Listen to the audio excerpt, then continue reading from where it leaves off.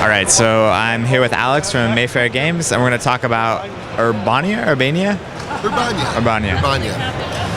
Urbania comes from Studio Ghiocchi for us, which is Leo Colvini's and Carlo Ghiocchi, a number of the Italian. It's a design studio for them.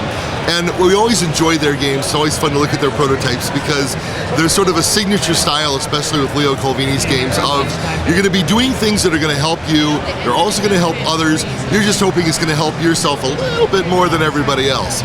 And Urbania certainly fits in that mold. It is a game about urban renewal. So at the beginning of the game, we have a board that consists of these tiles. There are different types of buildings, seven different types of buildings. And at the beginning of the game, we only have a small area in the center of the board that are developed buildings that have already been renovated. Around that are going to be buildings that show you what color of construction symbols you need in order to build, the number of victory points you'll get for building it, the color represents the type of building it is, and sometimes you get to draw one of our resource cards, sometimes you won't. On your turn, you'll get two actions. Actions can consist of drawing cards from the display, drawing project cards, renovating a building, or claiming a specialist to help you. Cards either have construction hats, which help you renovate buildings, or coins on them, which let you hire specialists.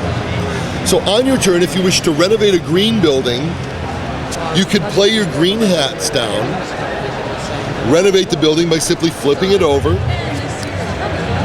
and scoring some number of points on the track.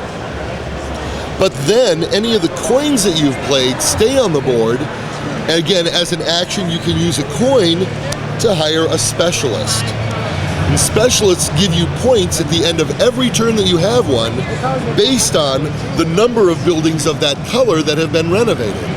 So as you renovate buildings, you're moving up the value of that particular type of building and that value of that type of specialist to other players. Specialists can be purchased. Every time you purchase one, the price of a specialist goes up and can be purchased by somebody else later in the game. Projects are end-of-game scoring mechanics, and they'll tell you at the end of the game if you get points for some condition existing on the board, either the value of a specialist or the position of renovated buildings on the board. These have a mechanic that you can draw as many of these as you like during the game, but you can only have 3 of them available at any time. And to play them out, you have to pay points equal to 1/10 of your current score. So if you play them early in the game, they're not going to cost you a lot of money, a lot of points, a lot of victory points. If you play them late when they're safe and you know they're going to be worth a lot of points, they're going to cost you a little bit more on the victory point side. Game plays in under an hour. It's a clever, smart, and very simple, set collection game.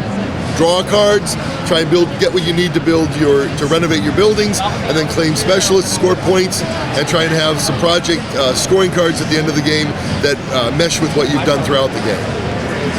Great. And when is this available now? This is currently available. This is out the door right now. Awesome. All right. Well, we'll look out for it. Sounds really interesting. Thank you very much. Thank you.